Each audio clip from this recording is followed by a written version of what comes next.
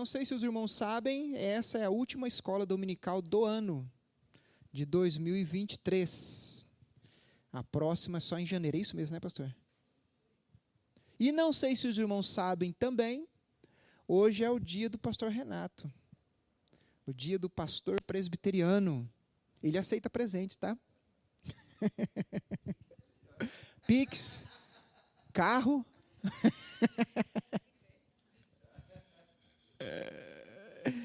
Ai, depois manda gorjeta pela propaganda, tá?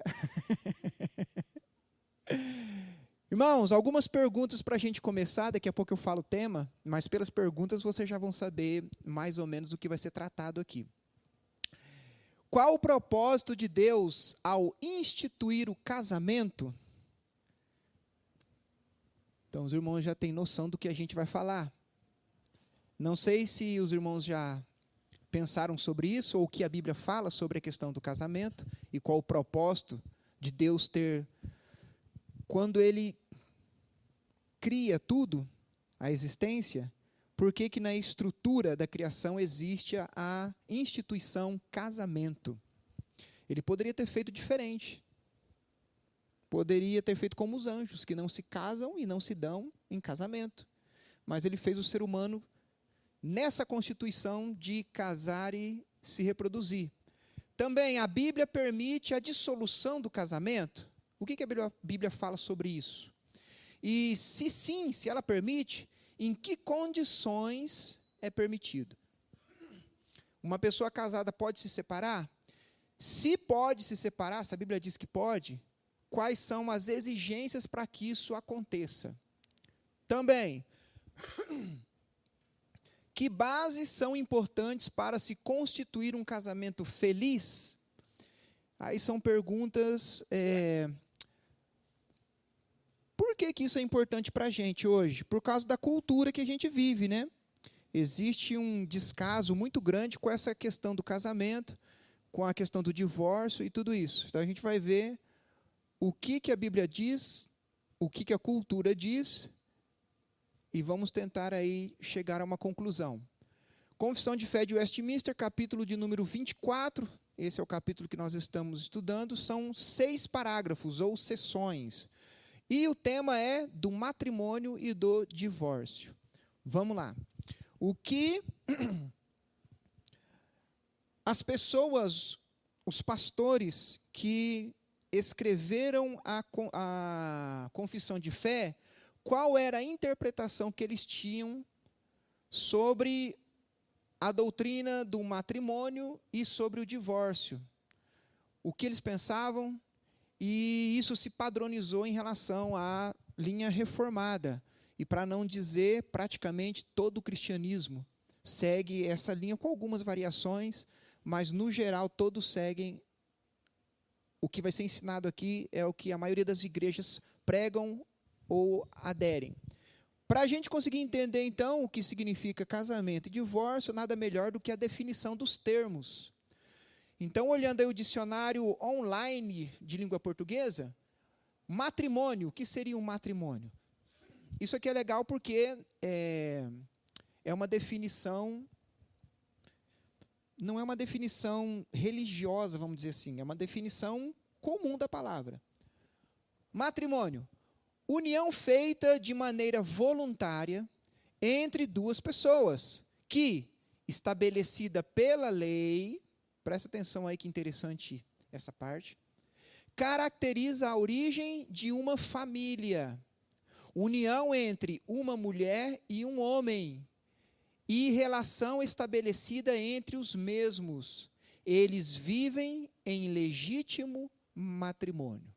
Então, na definição ainda, né, a definição oficial de matrimônio é uma união entre um homem e uma mulher, ou seja, pessoas de sexo diferente, não do mesmo sexo, e que tem que ser feito segundo a lei. Essa lei aqui, logicamente, como a definição não é uma definição religiosa, está se referindo à lei do país. Tá? Tem que ser segundo a lei. E que somente dessa forma, desse tipo de união, que é voluntária, não é obrigatória, e ela é feita por duas pessoas do sexo diferente, isso se constitui um matrimônio legítimo. E o divórcio? Dicionário online Oxford vai dizer o seguinte: rompimento legal de vínculo de matrimônio entre cônjuges, estabelecido na presença de um juiz. O que isso significa? Tanto o matrimônio quanto o divórcio, ele tem que ser estabelecido ou desfeito na presença de um juiz. Se não acontece isso, não é considerado divórcio e também não é considerado um matrimônio ou um casamento. Por que eu digo isso? Porque existem muitas pessoas hoje em dia que definem o casamento ou talvez até o divórcio sem a presença de um juiz. Oficialmente não é assim. E lembrando, a igreja presbiteriana, seguindo a norma reformada, também leva isso em consideração, presença de um juiz. Já vou adiantar o assunto, mas para a igreja reformada ou para a igreja evangélica, pelo menos de forma geral, porque já tem algumas denominações que já aceitam algo contrário, só é um casamento legítimo se passar por um juiz. Então, passar por quem? No cartório. Se não, como é que fala o nome que eles utilizam agora? É união estável. Isso para a igreja evangélica, pelo menos a maioria das denominações, principalmente para a denominação reformada, não é considerado um casamento legítimo, união estável. E também o divórcio tem que ser passado por um juiz. Não é assim, simplesmente eu não quero mais ver com você, tchau, e não vai para juiz, não vai para nada, estão casados ainda. Se é que casaram legalmente, né? Vamos lá. O que eu vou fazer, irmãos? Como são 6 parágrafos e alguns são grandes, eu não vou ler tudo primeiro, para depois a gente analisar. Eu já vou lendo o parágrafo e a gente vai vendo aqui os temas, tá bom? E eu vou tentar não me perder aqui, porque fazer isso não é fácil, porque o sistema que eu fiz aqui, ele não segue a ordem lógica das coisas. Então, às vezes eu vou para o primeiro, segundo, quarto e vou pulando. Mas vamos lá. Primeiro parágrafo. O casamento, ele deve ser entre um homem e uma mulher. Ao homem não é lícito ter mais de uma, eu escrevi errado aí, mulher, nem a mulher mais de um marido ao mesmo tempo. Então, os irmãos que escreveram essa confissão de fé, lendo a Bíblia, interpretando a Bíblia, eles chegaram a essa conclusão. Casamento, para ser um casamento, ele tem que ser entre 2 pessoas do sexo oposto, homem e mulher. E não somente isso, a pessoa só pode se casar com uma pessoa ao mesmo tempo, não pode ter mais de um marido ou mais de uma esposa ao mesmo tempo. Então, olha só, a gente então vai perceber qual que é o ideal divino para o casamento. E a primeira coisa que a gente percebe é que o casamento, ele deve ser entre um homem e uma mulher. Gênesis, capítulo 1, o versículo de número 27 e o versículo de número 28. Alguém gostaria de ler? Onde vai ser falado dessa questão de ser um casamento legítimo, né? Ele tem que ser de pessoas de sexo opostos. É o que a Bíblia diz.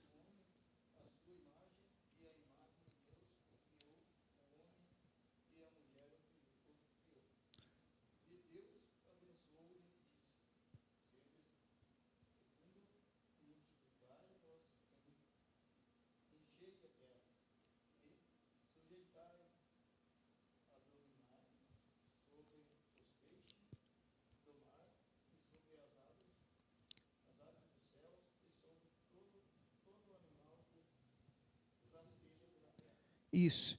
Então Deus criou o homem e criou mulher, e Deus instituiu o casamento para eles, o homem e a mulher. Então, biblicamente falando, desde a origem, o primeiro casal que existiu era constituído de sexo oposto, homem e mulher.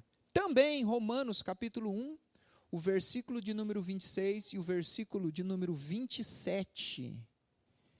Romanos 1, 26 e 27.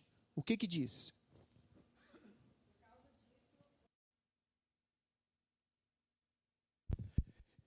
Então nós vamos para a segunda parte, que é o quê? Ao homem não é lícito ter... pulou ali, mas era tudo aquela parte de baixo. Mais de uma mulher, nem a mulher mais de um marido, ao mesmo tempo. Ou seja, onde que na Bíblia fala sobre isso? Que a Bíblia não aceita poligamia. Depois a gente vai ver, porque no Antigo Testamento parece que foi tolerado isso, né? Mas vamos lá. 1 Coríntios, o capítulo de número 7, o versículo 2, o versículo 3 e o versículo 39. Então vai dar um salto aí, né? 1 Coríntios, capítulo 7, o versículo 2, o versículo 13 e o versículo 39. O que fala?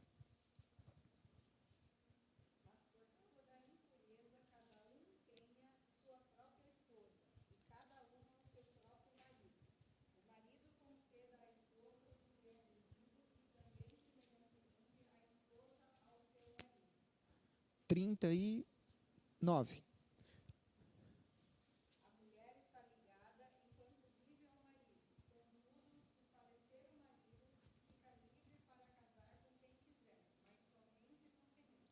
Então, olha só.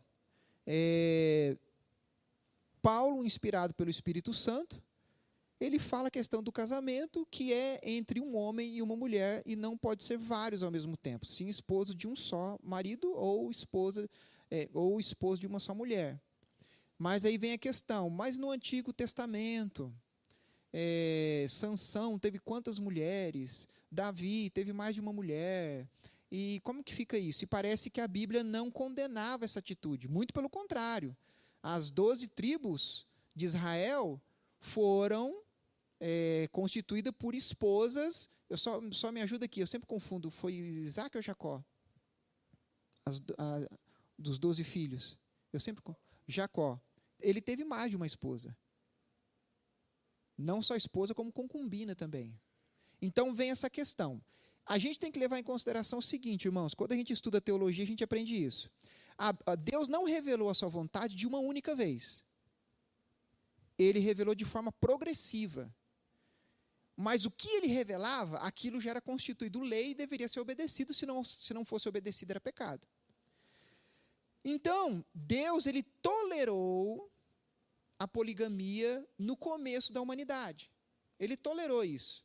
Não quer dizer que ele aprovava isso como algo que lhe agradava, mas ele tolerou.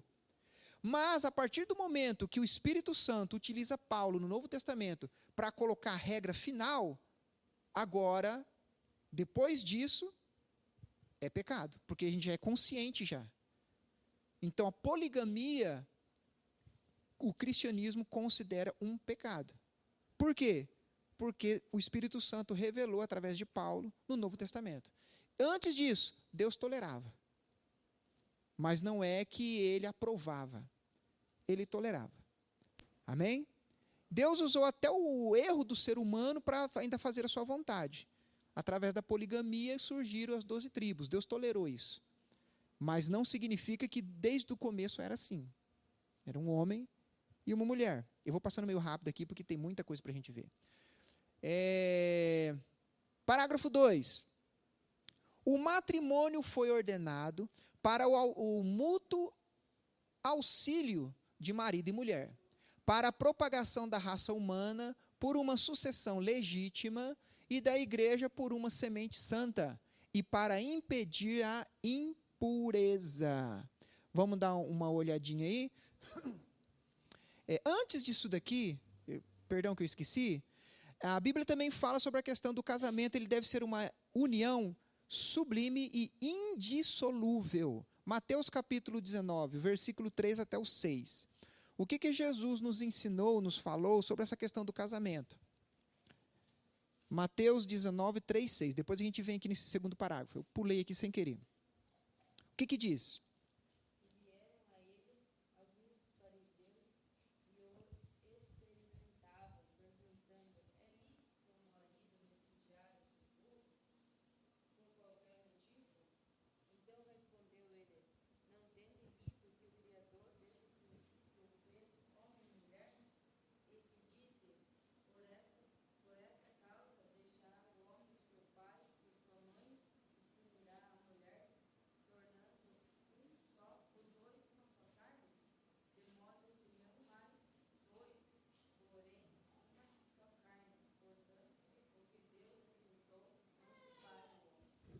O mais interessante aí é a parte que fala assim: é permitido o divórcio por qualquer motivo? Presta atenção nessa palavrinha aí. Por qualquer motivo, essa era a questão da pergunta. Por quê? Eu não sei se eu vou lembrar os nomes corretos, o pastor não sei se ele vai lembrar agora também, mas existiam duas escolas judaicas que falava coisas diferentes sobre a questão do divórcio. Uma era mais radical e a outra mais branda.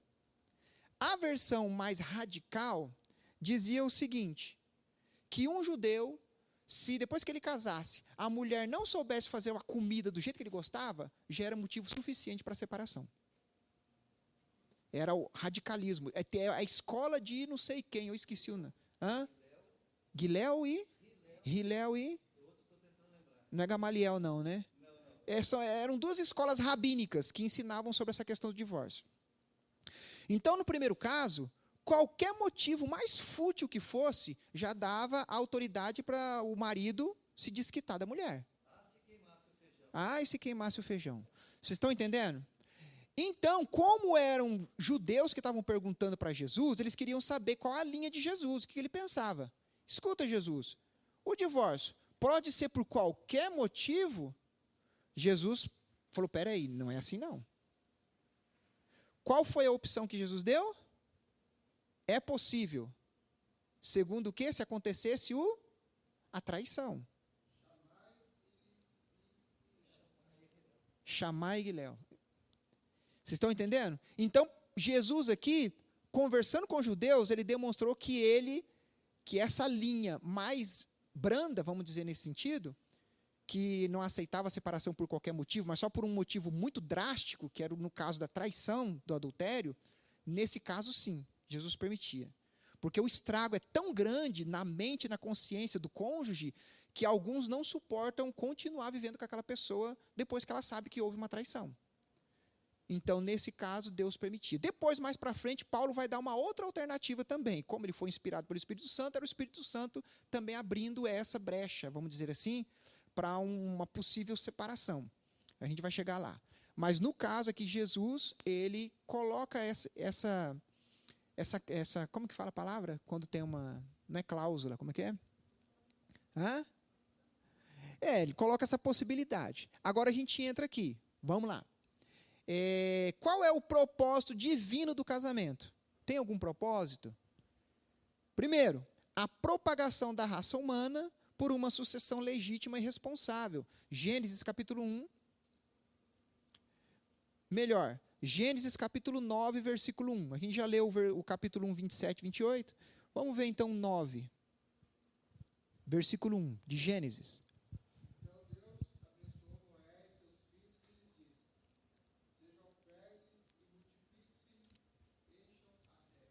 Qual é, então, um dos propósitos, para talvez o principal propósito do casamento? Qual seria?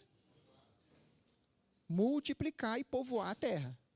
Deus não criou o ser humano como os anjos, que já criou aquela quantia específica de seres.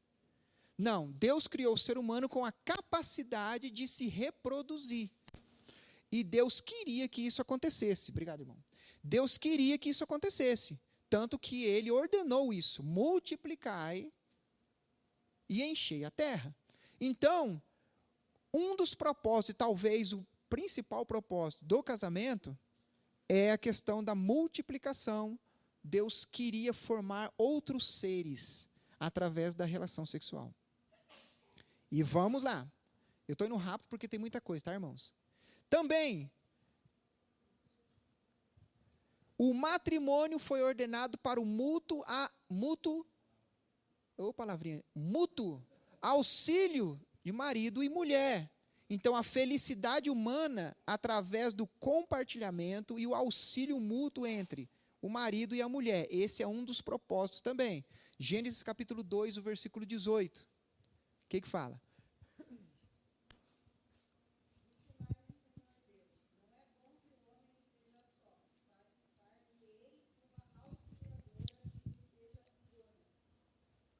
Então, Deus, ele criou o homem, viu que o homem estava sozinho, mas ele percebeu que era necessário criar um cônjuge, uma parceira para o homem.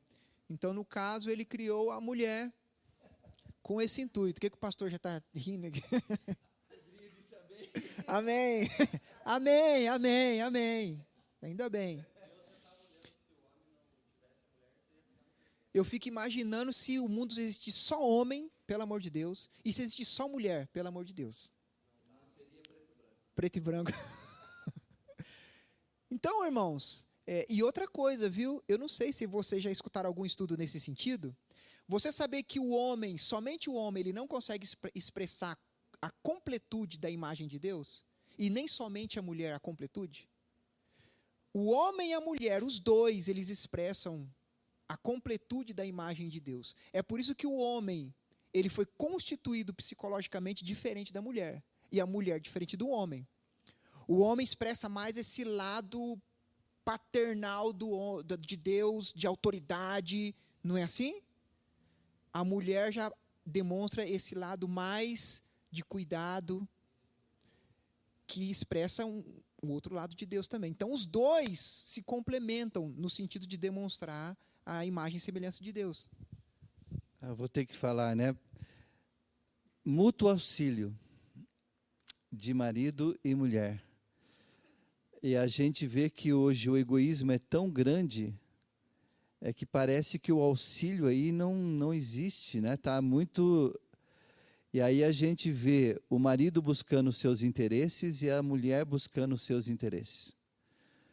O marido querendo realizar o sonho dele em cima da mulher e a mulher querendo realizar o sonho dela em cima do marido. E parece que não existe, é difícil o auxílio, mas parece que é uma competição. Eles estão se competindo, né, para ver, sei lá, quem é melhor. Mas se as pessoas entendessem que quando a gente se casa, nós temos que ser esse mútuo auxílio, o marido e a mulher, ter esse mútuo auxílio, e também a ideia de que o egoísmo tem que cair fora, porque o marido tem que pensar, eu casei para auxiliar minha esposa, e ela casou para me auxiliar. Daí o egoísmo ele cai um pouquinho. E eu vejo que essa palavrinha auxílio está bem complicado hoje. Eu acho que uma das coisas que denigriu muito a questão do casamento são esses casamentos de pessoas famosas que depois de 3, 4 meses acabam. Isso foi banalizando demais a questão do casamento. Imagina se a gente conseguisse, irmãos, se Deus desse essa graça para a gente agir como, acho que foi Paulo que disse, tratai o outro como superior a si mesmo. Ou seja, imagina se a principal motivação da existência do homem, lógico, tirando a questão da adoração a Deus e honrar a Deus, falando em termos humanos, fosse honrar a esposa. E o da esposa fosse honrar o marido. Seria o casamento perfeito. Porque você estaria mais preocupado em agradar e honrar o seu cônjuge do que a si mesmo. E o outro também, ou a outra, o cônjuge também faria isso. Mas por causa do pecado que estragou a gente de forma assim terrível, realmente às vezes o casamento se transforma num campo de batalha, né? E a gente tem que tomar cuidado e orar e pedir para Deus acalmar nosso coração para a gente não transformar o casamento que era para ser uma bênção em algo super estressante. Isso pode acontecer. Parágrafo 3. E a gente vai entrar sobre as orientações bíblicas para o casamento.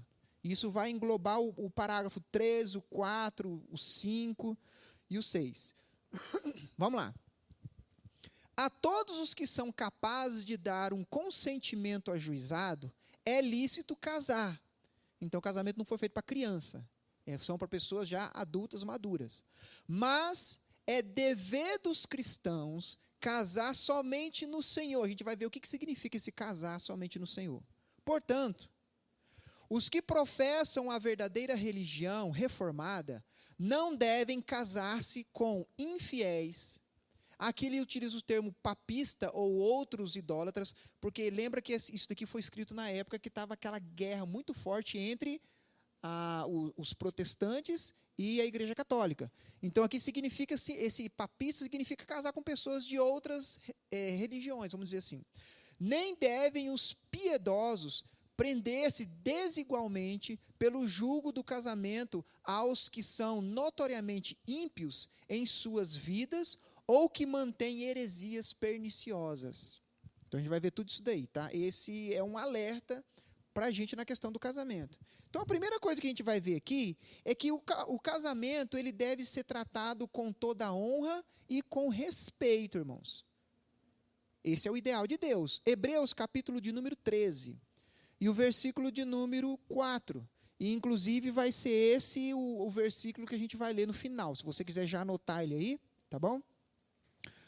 Hebreus 13, o versículo de número 4. O que que diz?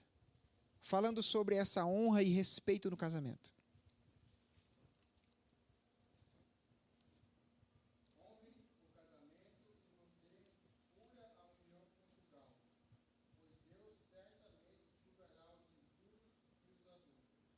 Alguém tem outra versão diferente?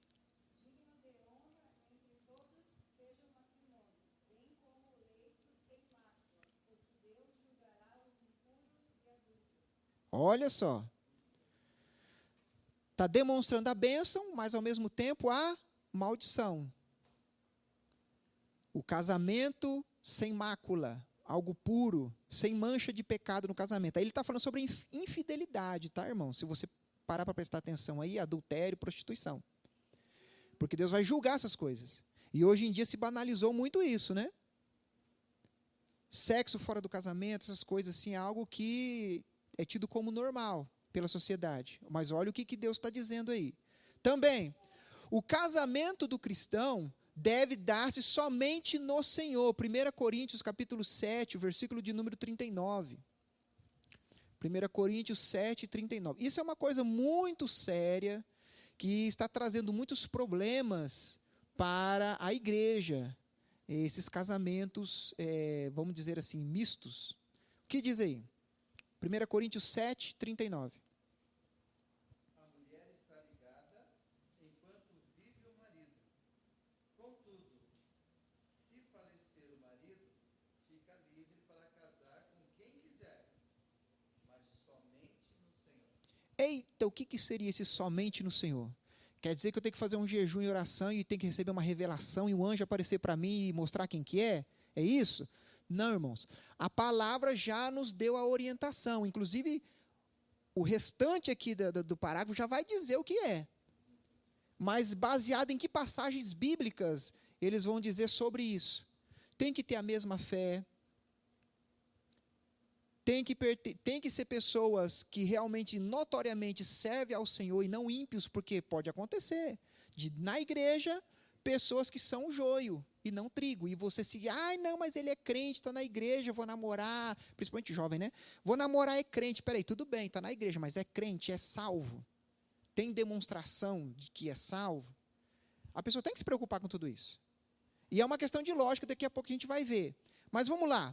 Primeiro, deve-se evitar o casamento com pessoas que professem religião pagã. A Bíblia orienta isso. Êxodo, capítulo de número 34, o versículo de número 14 até o versículo 16. O que diz? São 3 versículos aí. Êxodo 34, 14 ao 16. Quem achar pode ler.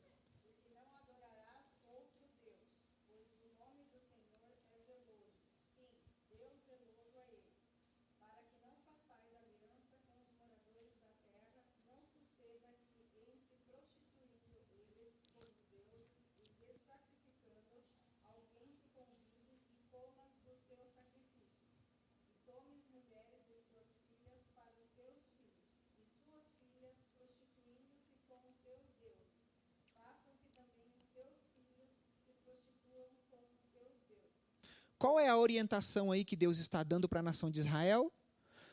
Quando vocês entrarem em Canaã, não deem os seus filhos ou as suas filhas para se casarem com os povos dessa região. Por quê? Qual é o perigo? Primeiro, essas pessoas irão influenciar vocês a adorar os deuses delas. E não era o que aconteceu com a nação de Israel? Eles deram os filhos e as filhas para se juntarem ou se casarem com essas pessoas. Imagina uma pessoa que desde berço serve outra religião, tem outros deuses. Essa pessoa não vai, do nada, só porque casou, parar de servir esses deuses. Na realidade, o contrário, vai influenciar. Por isso, irmãos, é uma questão de lógica.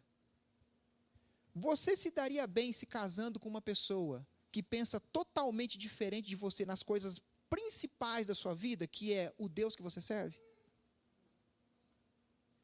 Imagina você se casando com uma pessoa de uma outra religião que faz sacrifícios de animais. Você aceitaria essa pessoa fazer isso na sua casa? E outra questão, os teus filhos iam para onde? Eles serviriam o Deus que você serve ou o Deus que o teu cônjuge serve?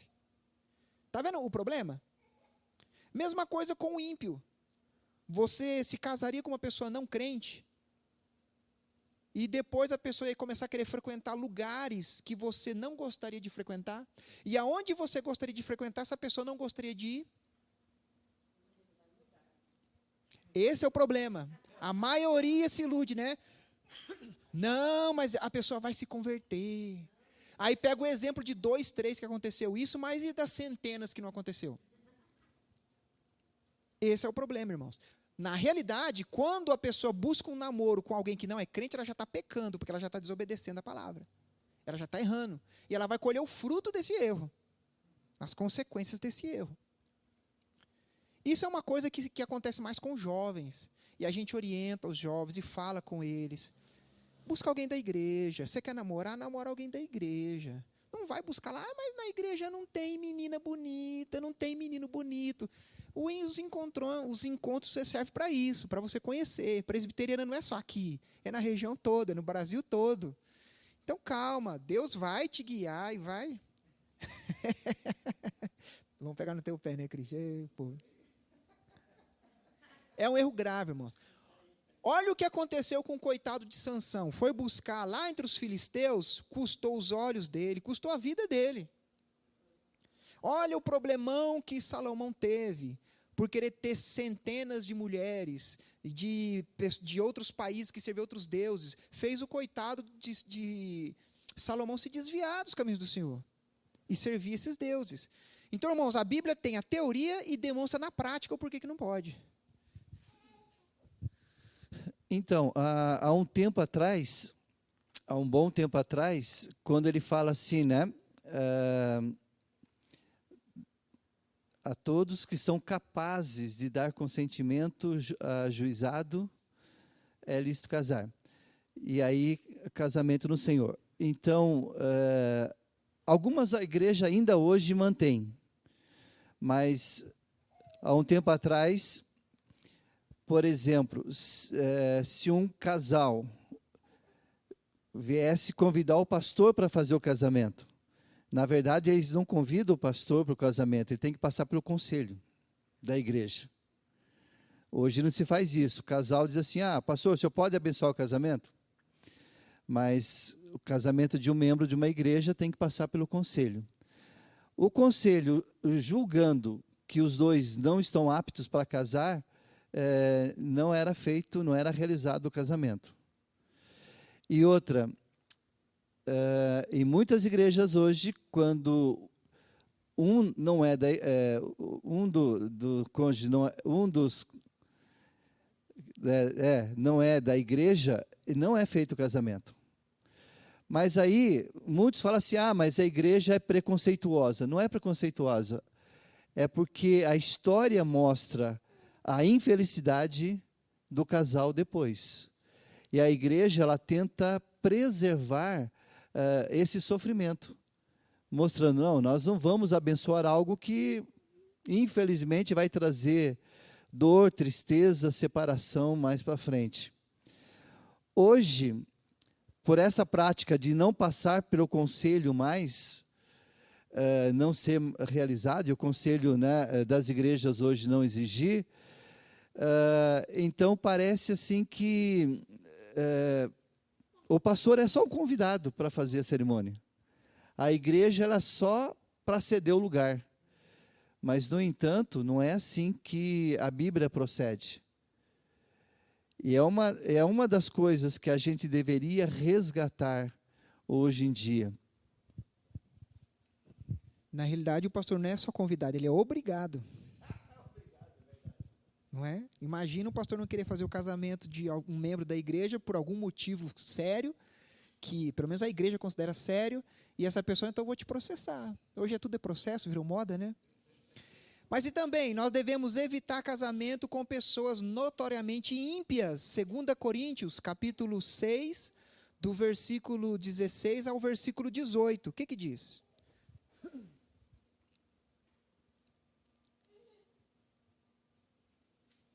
Segunda Coríntios, capítulo 6, do versículo 14 ao 18.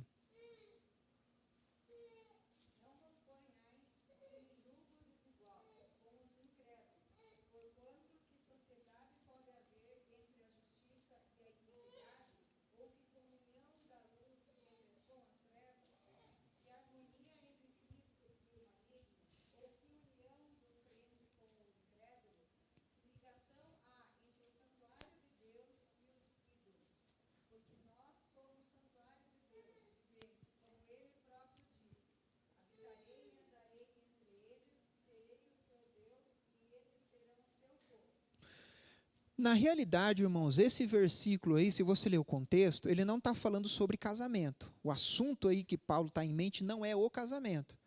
É sobre falsos mestres e aquelas pessoas que, embora haviam aceitado a Jesus como Salvador, eram cristãos, essas pessoas ainda frequentavam os templos idólatras da cidade. Porque, culturalmente falando, aquilo era comum. Todas as decisões da cidade, civis, o que fosse, era tratado às vezes no templo de algum deus. E aí Paulo faz essa comparação, porque lá ele comia os alimentos sacrificados aos ídolos, tinha os rituais daquela. Então Paulo está falando que não tem como ter comunhão. Só que esse princípio de não ter comunhão da luz com as trevas pode ser aplicado ao casamento também. E muito bem aplicado, porque imagine, irmãos, é a questão de lógica. Como que uma pessoa que tem o Espírito Santo, que ama as coisas de Deus, e futuramente, pelo menos na teoria, né, ela vai tentar obedecer a Deus e agradar a Deus e frequentar ambientes onde se agrade a Deus, como que ela vai conseguir ter uma união tão íntima como o casamento com uma pessoa que não gosta nada disso?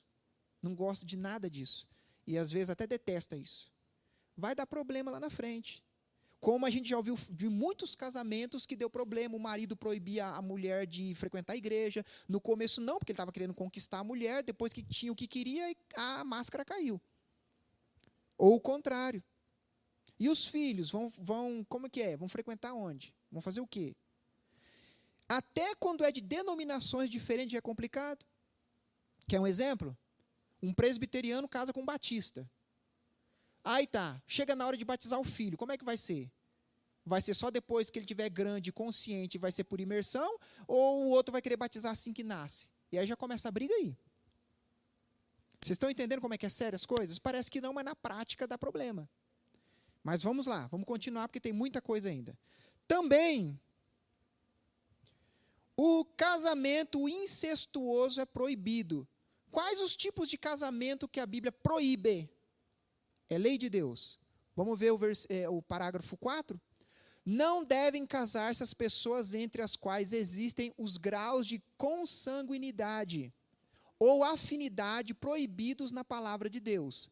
Tais casamentos incestuosos jamais poderão tornar-se lícitos pelas leis humanas ou consentimento das partes, de modo a poderem coabitar como marido e mulher. Quais são os tipos de casamento que é proibido na palavra de Deus? Nelson, você poderia ler para a gente? A leitura aqui é extensa. Levítico, o capítulo de número 18, do versículo 6 até o 30.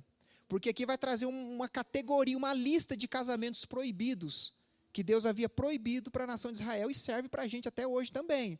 Porque isso está constituído na lei moral de Deus. Quais são os tipos de casamento que Deus proíbe? Vamos ver? Levítico, capítulo 18, do versículo 6 ao 30. Eu vou estar te interrompendo, tá, Nelson? Conforme você vai lendo. Pode começar aí, vamos lá.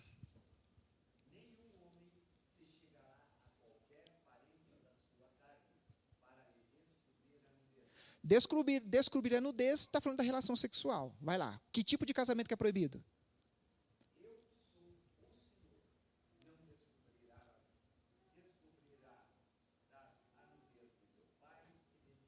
Olha só.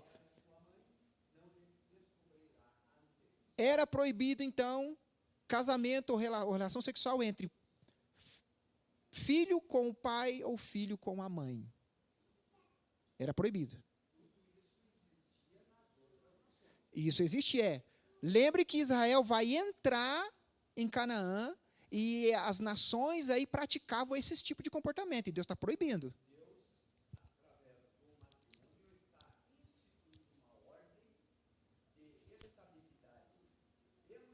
Sim. Sim.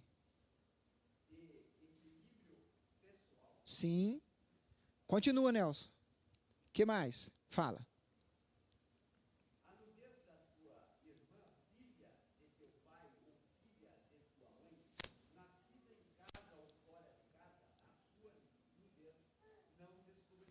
Casamento, relação sexual entre irmãos consanguíneos. Proibido. Incesto. Continua, Nelson. Hã? Como que é?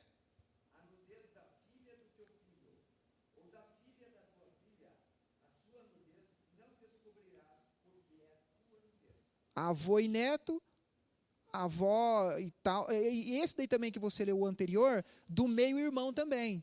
Porque às vezes a pessoa se casa com uma mulher que já tinha um filho e o homem já tinha outro filho. E aí, de repente, os dois resolvem querer se casar. Ainda que não tenha consanguinidade de sangue, mas são parentes legítimos daí. Não pode. Fala, Nelson. Arredonda aí, Nelson. Sim. Sim.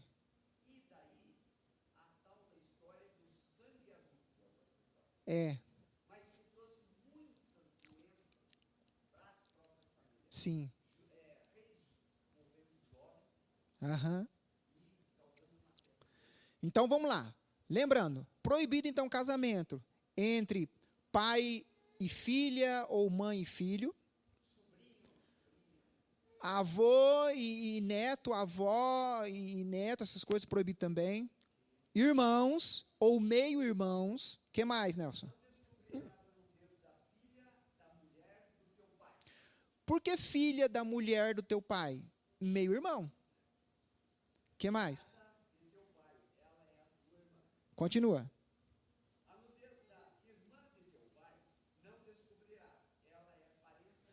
Eu não posso me casar com a minha tia. Ou uma sobrinha se casar com o seu tio. O que mais?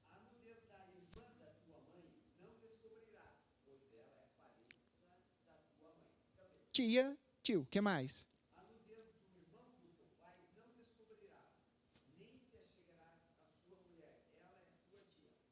Continua.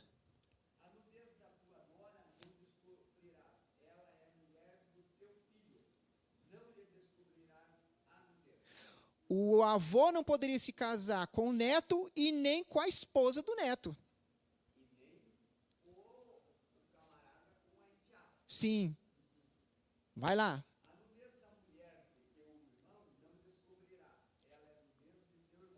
Ou seja, cunhado, cunhada. Sim. Entenda que era proibido enquanto o irmão está vivo. Essa é a lógica aí, tá? Vai lá, continua.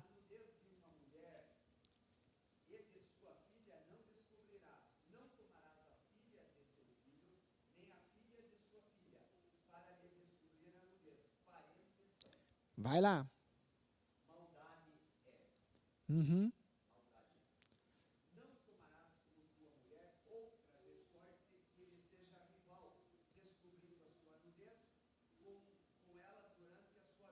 Olha só.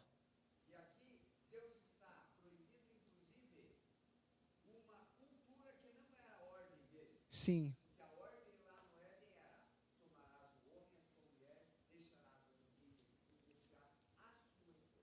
A poligamia aí já Deus já dando as primeiras. Vai, continua.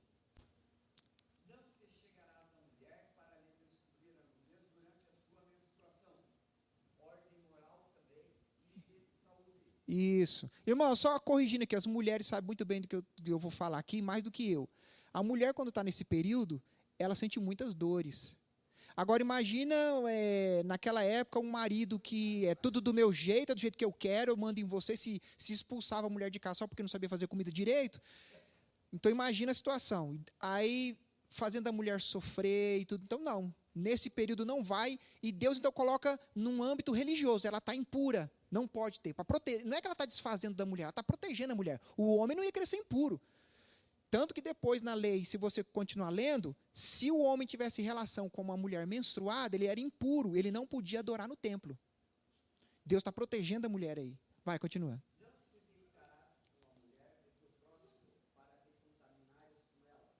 Está falando do que aí? Adultério. Não vai se deitar com a mulher do teu próximo. Ou seja, alguém que já é casado. Fala, pastor. Só lembrando o seguinte, né? Às vezes as pessoas são casados no civil, aí se separam, não se divorciam e aí começam a namorar. Isso é adultério. Porque os dois ainda estão casados. Era o que estava, se eu não estou enganado, no primeiro ou no segundo parágrafo, né? Perante um juiz. O divórcio só é válido quando passou pelo juiz e foi tudo aprovado. Senão, oficialmente, estão casados ainda. E é adultério. Vai, continua.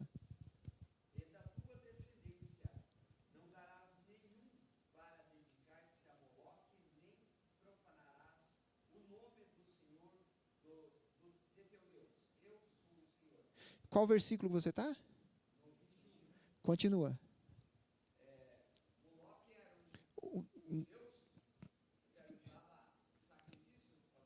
Sacrifício infantil. Inclusive o termo moleque, que muitas vezes é usado, né?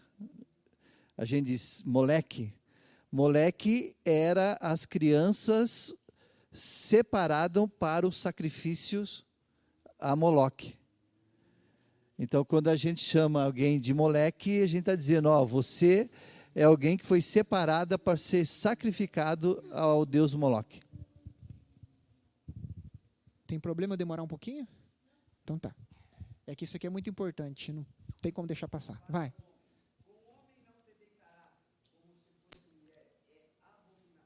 Nem precisa dizer nada, né? Voltou ao assunto.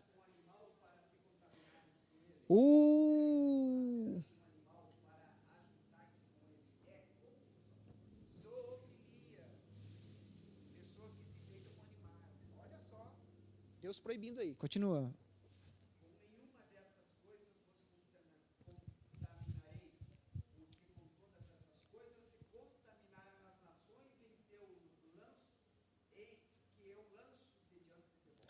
Acabou? Vai.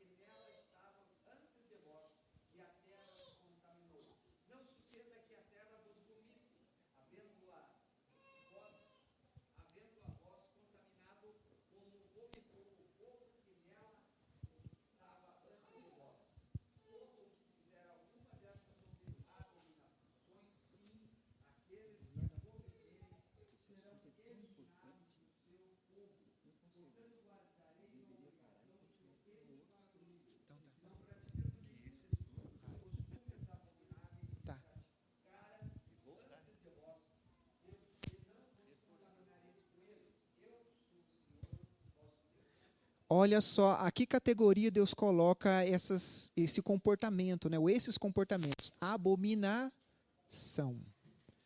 Irmãos, aí entra aquela questão. Você prefere utilizar a linguagem que é utilizada hoje como algo totalmente permissivo, que vai... aquilo que a gente escuta muito, né? Amor não tem nome, é isso que eles falam, né? É amor, e coloca amor como... E eu já vi, não sei se vocês viram na internet, a maioria dessas coisas que está escrito na palavra de Deus como abominação, pessoas começam a praticar hoje. Eu não sei em que país que é, eu vi uma notícia, não sei se é fake news ou se é real, tinha um camarada lá que ele estava entrando na justiça porque queria, não sei se era uma mulher ou um homem, não lembro direito, queria se casar com um animal, não sei que animal que era lá. Vocês viram isso daí? Eu vi. Irmãos, quando Deus tira a mão do coração e fala assim, pode pecar o tanto que você quiser, irmãos, sai cada bestialidade que vocês não imaginam. O problema é que isso está se tornando algo tão comum que muitos cristãos e até denominações já estão aceitando como algo normal e natural. É aí que está a questão. É o seguinte, irmãos, tem muito assunto ainda para ser falado.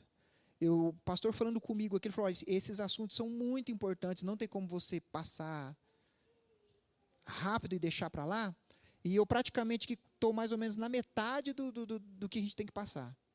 Então, vamos fazer o seguinte, ainda que é a última do ano, em janeiro a gente volta. Pode ser?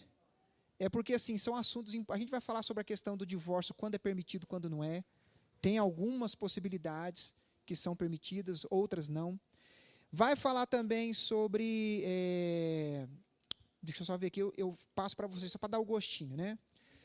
Quando que o casamento ele tem a bênção de Deus? O que deve acontecer no casamento para que seja abençoado por Deus? Sobre a deserção intencional, infundada e irreversível. Sobre as relações sexuais ilícitas. E a gente já falou alguma coisinha, né? Sobre a questão da separação, se ela pode ser por qualquer motivo ou não, e quais são os motivos. E algumas outras coisas mais. Então, a gente chegou até o parágrafo 4.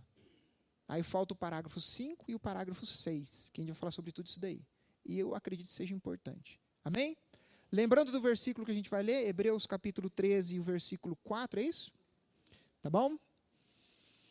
Vamos só orar então, rapidinho. E esteja, quando que vai ser o próximo? Eu não sei qual vai ser o próximo domingo, primeiro domingo do mês que vem, não sei que dia que vai ser. Faça um esforcinho para estarem aqui. Lembrando que sempre, irmão, se algum dia você faltar e não puder estar aqui, lembre-se que no YouTube está tudo gravado. Então você pode rever.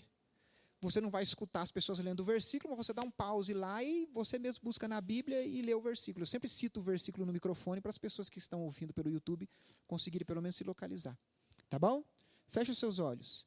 Deus bendito e santo, eu agradeço por este momento. Peço que o Teu Santo Espírito trabalhe em nossos corações e nos dê convicção, ó Pai, sobre essas verdades que nós aprendemos aqui. Pedimos, ó Pai, no nome do Senhor Jesus, nos guie e nos guarde, ó Pai, dessa cultura totalmente perniciosa que está tentando nos afastar de Ti. Isso nós pedimos no nome do Senhor Jesus. Amém.